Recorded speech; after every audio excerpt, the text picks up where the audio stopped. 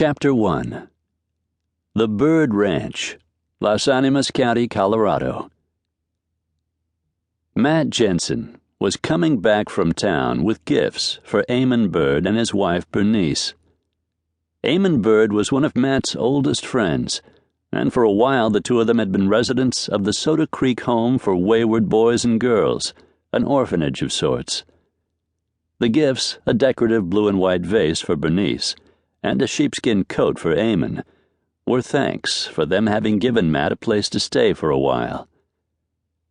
Matt Jensen was a man who wandered around, always ready to go to the next town to see the elephant. Although he was never totally dissatisfied with where he was, or with what he was doing, he was always happiest saying goodbye, with someplace else to go.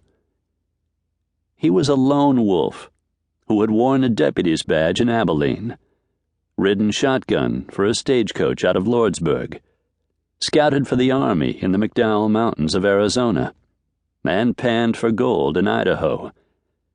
He had rescued a governor's niece in Colorado, saved a ranch in Idaho, defended an editor in the Dakota Territory, rescued a young Winston Churchill in Wyoming, and taken a herd of Angus through a blizzard in Kansas.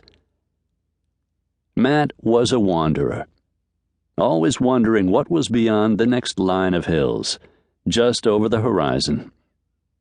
He traveled light with a bowie knife, a .44 double-action Colt, a Winchester .44-40 rifle, a rain slicker, an overcoat, 2 blankets, 2 spare shirts, socks, 2 extra pairs of trousers, and extra underwear. Because he was a wanderer, he often dropped in on old friends, though never without contacting them first, and never without leaving them with a gift of thanks. Dismounting in front of the house, Matt very carefully removed the vase, then wrapped it up in the sheepskin coat, and went inside both to deliver the gift and tell his friends goodbye. "Eamon," he called. "Eamon, where are you?" "Matt!" There was something about the voice, a strained urgency, that caught Matt's attention right away. "Eamon, where are you?" Matt repeated. "In the kitchen."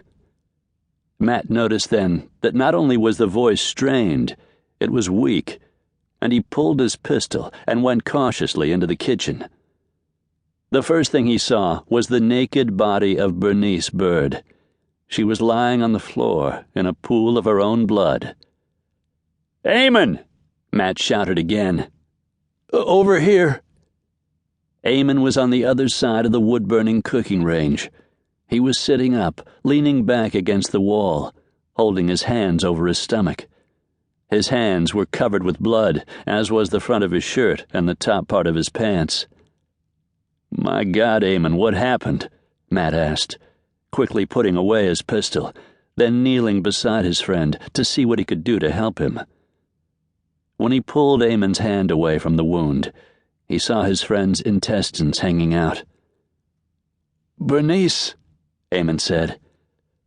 Matt didn't know if he should tell him or not, but he knew that his friend wasn't going to make it, and he figured he had a right to know the truth.